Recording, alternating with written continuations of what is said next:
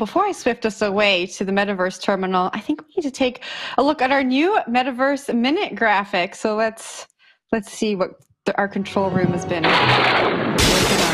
I know. Look at that. I'm digging it. I'm digging it. Ride of the Valkyries. That's straight talent. All right. We are going to the Metaverse with Warner Music Group. So they're continuing their foray into Web3 with a new Metaverse job posting. So they're looking for someone to lead their Metaverse strategy, including music entertainment experiences in Metaverse and gaming. So Warner has been one of the labels that have really kind of embraced Web3. They recently launched a partnership with OpenSea where some of their artists would have to create an OpenSea account so that they could, create NFTs for their fans. I think they're still in the initial phase of that partnership, but they've been doing a lot. Zach, I know you have a job interview coming up, so I'm passing it to Will first. We're just going to save that for the end. Wow. Yeah, no. Will put his hand up. Rugs so hard. Okay, Terrible. I'm going to go very quickly because I actually do want to say this. Jen, you keep fishing out these Metaverse stories, so I had to think deeply about this during our time, during our 23 and a half hour break. I thought deeply about what these corporations getting to the Metaverse is like. And you guys remember back in the day, Blockbuster, you'd go in there and they had the 3D glasses that you could buy with a DVD, and you could watch a movie on 3D or in 3D at home with like the purple light glasses, whatever you throw them on. That's exactly what this is. It's all a bunch of corporate, I can't say that word on the show, but it's a bunch of corporate crap that does not make sense at all. It's just like this way of getting more money from people, and they keep throwing this Metaverse stuff together. Warner getting into this, I'm sorry. They have a lot of money, so they're going to hire people and get a headline.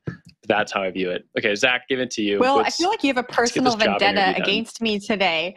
It doesn't make sense now, but if we can just, entertain everyone and look towards the future, I think it does.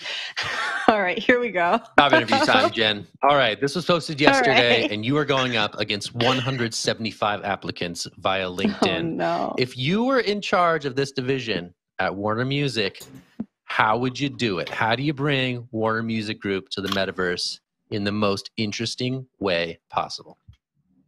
Okay, I think we start at physical concerts, right? I don't think we try and get people who are to the Metaverse or into NFTs. That's not where the audience is. I think we start at the conference and we have physical Metaverse experiences. So people get to the Taylor Swift concert, they're getting their drink, they can step up to this experiential unit, throw on a pair of VR goggles, and maybe they're in Taylor Swift's home. They get to interact with her cats. It's a super fun time. From there, they get an NFT, I think, that they can take away and be a part of the exclusive club that attends Taylor Swift concerts.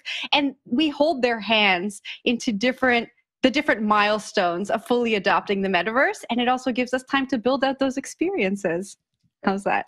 Wow, well answered. Well answered. We will take you under consideration and advisement. That is definitely something. That is something. I mean, there's not a lot of people in the Metaverse right now. I think to date, the casino in Decentraland is still probably the most poppin' spot in the Metaverse. So I like your approach. People. A few thousand, just hanging out at the bar there. 50,000 maybe. Okay, we'll see what ultimately is the killer app of the Metaverse on any given day. Concerts or hanging out with Taylor Swift. Yeah. All right, Christy, I'm tossing it to you. I'm gonna go compile my HR notes from that interview. I think that Warner Brothers is basically just front running their artists in a way, because I think that the artists are already thinking about being there.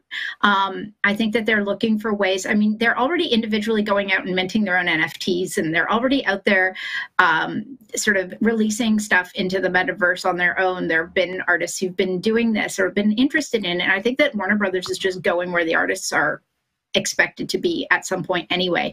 And by sort of securing their own little piece of that universe, they are giving their artists a place to go and to stay with them, as opposed to, say, branching off and doing it all on their own. And it keeps the money in their own little pot. That's kind of how I'm looking at it. Maybe that's a cynical view, but I think it's a good business strategy if they just if they're setting up their presence there and kind of controlling the strategy in a brand centered way. I think it makes sense for them. Will, agree or disagree with me on that? Again, I don't see this any different from like IBM running out and grabbing a bunch of patents or things they're never going to develop. Like, it just doesn't makes sense to me. They have a huge company. They have a lot of money. They'll throw around, get some elbow room.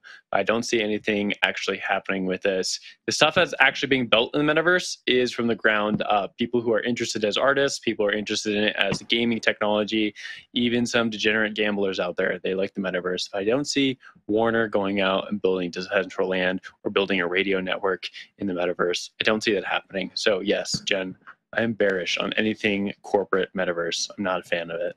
Apologies. Well, they may not go out and build it, but they might partner with some people who are building some interesting things some like rent. Sandbox. That's good.